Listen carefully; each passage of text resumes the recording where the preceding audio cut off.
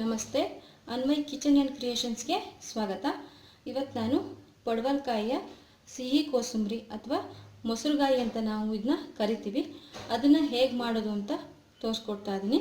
ಇದಕ್ಕೆ ಏನೆಲ್ಲ ಸಾಮಗ್ರಿಗಳು ಬೇಕು ಅಂತ ನೋಡ್ಕೊಳ್ಳೋಣ. ಮೊದಲದಾಗಿ ಪಡವಲಕಾಯಿ ನಾನು ಅದನ್ನ ಸಣ್ಣದಾಗಿ ಕಟ್ ಮಾಡ್ಕೊಂಡಿದ್ದೀನಿ. ಅದು ಸಿಪ್ಪೆಯನ್ನು ತೆಗೆದು ಒಳಗಡೆ ಇರೋ ಬೀಜನ ತೆಗೆದು ಸಣ್ಣದಾಗಿ ಕಟ್ ಮಾಡ್ಕೊಂಡಿದ್ದೀನಿ. ನಿಮ್ಗೆ ಎಷ್ಟು ಸಾಧ್ಯನೋ ಅಷ್ಟು ಸಣ್ಣದಾಗಿ ಕಟ್ ಮಾಡ್ಕೊಳ್ಳಿ. ನಂತರ ಉಪ್ಪು ಮತ್ತು ಮೊಸರು, 1 ಟೀ ಸ್ಪೂನ್ ಆಗೋಷ್ಟು ತುಪ್ಪ ಮತ್ತು ಬೆಲ್ಲ. ಇದು ಎಳ್ಳು ಮತ್ತು ಸಾಸಿವೆಯ ಪುಡಿ ಮಾಡಿಟ್ಟಿದ್ದೀನಿ. ಎಳ್ಳು ಮತ್ತು ಸಾಸಿವೆನ ನಾನು ಸ್ವಲ್ಪ ಫ್ರೈ ಮಾಡ್ಕೊಂಡಿದ್ದೀನಿ. ಎಣ್ಣೆ ಎಲ್ಲ ಏನೂ ಹಾಕಿಲ್ಲ.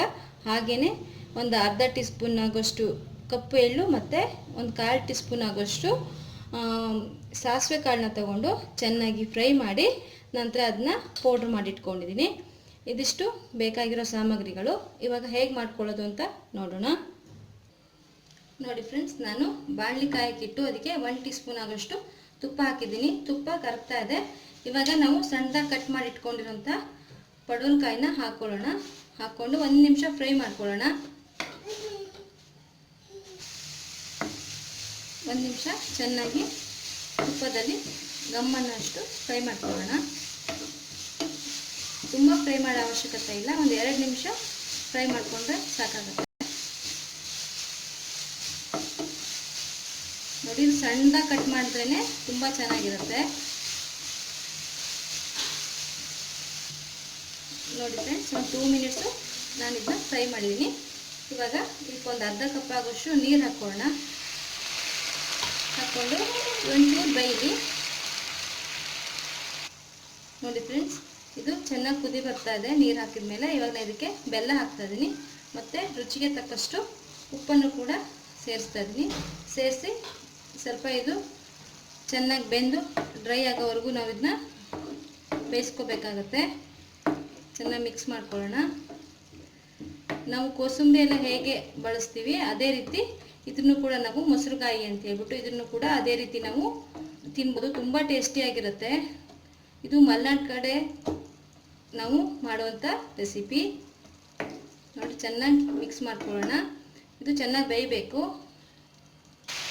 ನೋಡಿ ಫ್ರೆಂಡ್ಸ್, ಚೆನ್ನಾಗಿ ಬೆಂದು ನೀರೆಲ್ಲ ಡ್ರೈ ಆಗಿದೆ.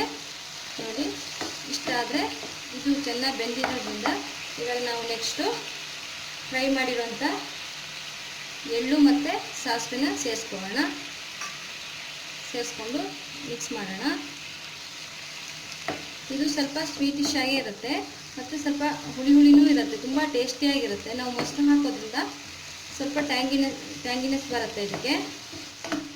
ಗ್ಯಾಸ್ನ ಆಫ್ ಮಾಡಿಬಿಡೋಣ. ಇವಾಗ ಇದು ಫುಲ್ ಕೂಲ್ ಆದಮೇಲೆ ನಾವು ಇದಕ್ಕೆ ಮೊಸರನ್ನ ಸೇರಿಸ್ಕೋಬೇಕು.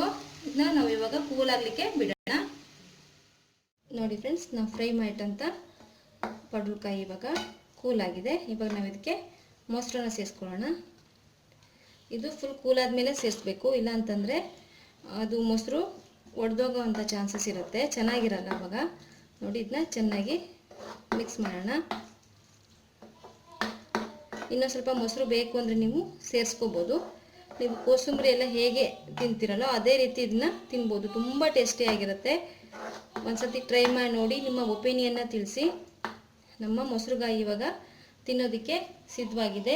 ಈ ರೆಸಿಪಿನ ಟ್ರೈ ಮಾಡಿ. ನಿಮ್ಗೆ ಇಷ್ಟ ಆಯಿತು ಅಂದರೆ ಲೈಕ್ ಮಾಡಿ, ಶೇರ್ ಮಾಡಿ, ಕಮೆಂಟ್ಸ್ ಮಾಡಿ. ಹಾಗೆ ನಮ್ಮ ಚಾನಲ್ಗೆ ಸಬ್ಸ್ಕ್ರೈಬ್ ಆಗೋದಕ್ಕೆ ಮರಿಬೇಡಿ. ಇನ್ನಷ್ಟು ವಿಡಿಯೋಗಳಿಗಾಗಿ ಅನ್ವಯ್ ಕಿಚನ್ ಆ್ಯಂಡ್ ಕ್ರಿಯೇಷನ್ಸ್ಗೆ ವಿಸಿಟ್ ಮಾಡಿ ಅಂತ ಹೇಳ್ತಾ ನಮಸ್ಕಾರ.